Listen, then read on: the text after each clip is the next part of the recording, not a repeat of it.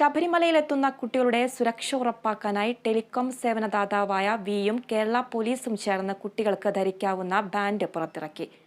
പത്തനംതിട്ട ജില്ലാ പോലീസ് ആസ്ഥാനത്ത് നടന്ന ചടങ്ങിൽ QR കോഡ് ബാൻഡുകൾ പുറത്തിറക്കി.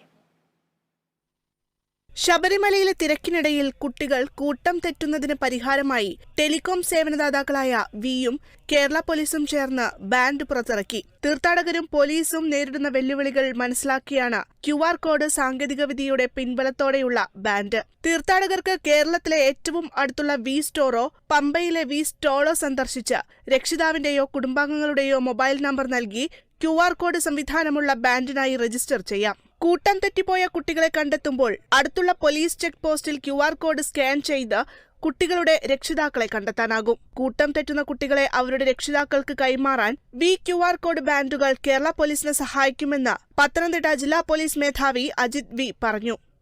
റിസ്റ്റ് ബാൻഡിൽ QR കോഡ് ഉണ്ടാവും. അത് QR കോഡ് സ്കാൻ ചെയ്യാൻ പറ്റുന്ന ഏത് മൊബൈൽ വഴിയും പാരൻസിന് അത് ആക്സസ് ചെയ്ത് കുട്ടികളുടെ പാരൻസിൻ്റെ നമ്പറിലേക്ക് കോൾ പോകുന്ന ഒരു സിസ്റ്റം ആണ് അഡോപ്റ്റ് ചെയ്തിരിക്കുന്നത്. അവരെ ഇക്കാര്യത്തിലേക്ക് പോലീസ് ഡിപ്പാർട്ട്മെന്റിന് വേണ്ടി സ്വാഗതം ചെയ്യുന്നു. കൂട്ടം തെറ്റുന്ന കുട്ടികളെ കണ്ടെത്താൻ വിയുടെ സാങ്കേതിക സഹായം അവതരിപ്പിക്കുന്നതിൽ സന്തോഷമുണ്ടെന്ന് ഓപ്പറേഷൻസ് ഹെഡ് ബിനു ജോസ് പറഞ്ഞു. എല്ലാ കുട്ടികൾക്കും നമ്മൾ ഒരു QR കോഡ് ബേസ്ഡ് ഒരു വാച്ച് പോലുള്ള ഒരു ഹാൻഡ് ബാൻഡ് കൊടുക്കും.